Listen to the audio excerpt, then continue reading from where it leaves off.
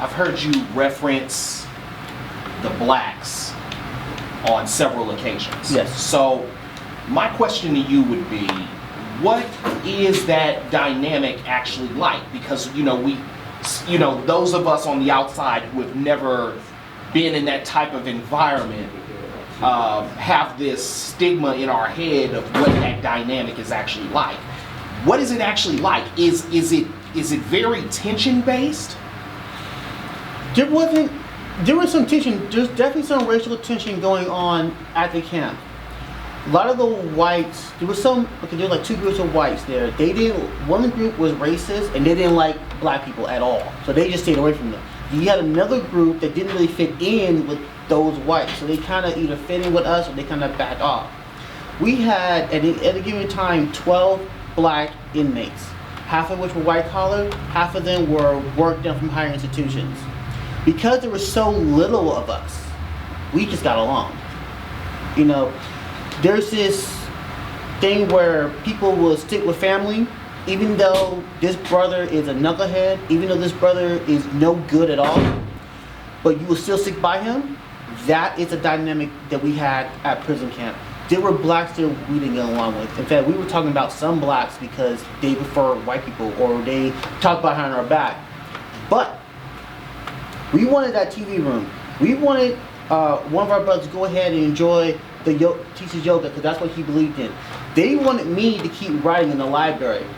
They wanted us to strive and do better. So whatever a black person was doing, we were going to go ahead and get it. There was a time a bunch of whites had a problem with the black yoga instructor. 6 or 7 blacks, even 9 blacks, walked back there, and we just sat there. We just stood there.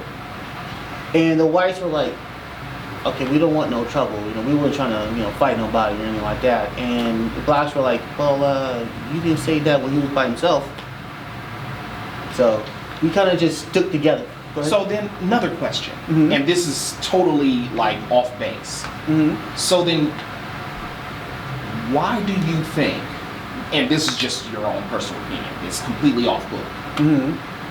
Then what is the difference in between the togetherness inside and the separation outside? What is the difference there? I was about to ask the same question. And how do you think that disconnect translates, if at all? I'm still trying to answer that question. I've asked that. It's funny, when I walked into prison camp and I saw even the brothers come up, and I read this passage later, brothers came up to me and were like, oh, you're black? Here's some deodorant, here's some soap, here's some honey buns. You know what? You wearing those, this from, you just walked in. Here's some shorts, these are a little more comfortable. Here's a new pair of shoes. Just boom, boom, boom, boom, boom. I'm like, man, you gave it to me like I knew you for 20, 30 years.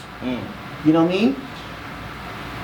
The best camaraderie of black people I had was in prison camp. And so I don't understand why it doesn't translate in the real world. I can only theorize, and I could be wrong when I say this. I think in prison camp, we had to be together. We had to sit together. Survival, more or less. If we didn't get along, well, here's an instance. So I wasn't big on watching TV because I wanted to do my thing.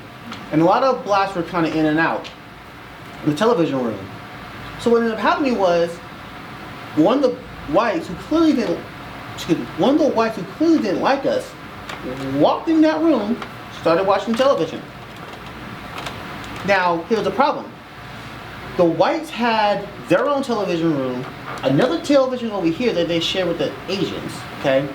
Essentially, now you had 3 televisions. The whites now have 3 televisions. If we allow that to pursue, the blacks would have 1 television, and to a point where we won't be able to watch television. Now, I'm not big on watching television, but he wants to watch television. So, what they said was, why don't you just read a book from 2 to 4 so he can watch his TV at 4? So that he doesn't take your television. I have to agree to that because no, I don't want to watch TV. But there's that one time of the year where the Kings will play on TNT. I want to see the Kings play, And I'm sorry, by the way. No. You know, but if the whites had all these televisions, I can't watch it. Now there's no chance in hell I'll watch it. But if I take care of him, he's gonna make sure I watch that Kings game to a point where brothers came to the library and said, "Hey man, you know the Kings and Thunder are playing. Come on in here, we gonna watch it." Like, I'm in there. You know, there was times where the blacks said, "Hey, the Raiders are playing," and even though they knew I was kind of busy, once in a while they gave me updates, the scores. You know what I mean? So why that doesn't translate over here? I can only theorize and say it must not be necessary. I mean, in there, you really can't get along with the whites like you do here. We know some whites we did get along with some of the whites.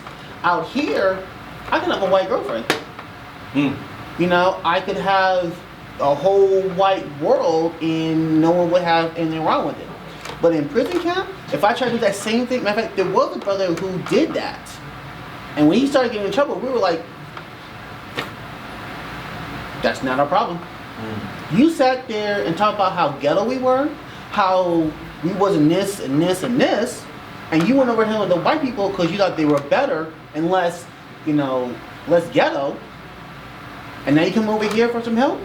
Nah, you're on your own. So yes, it was survival.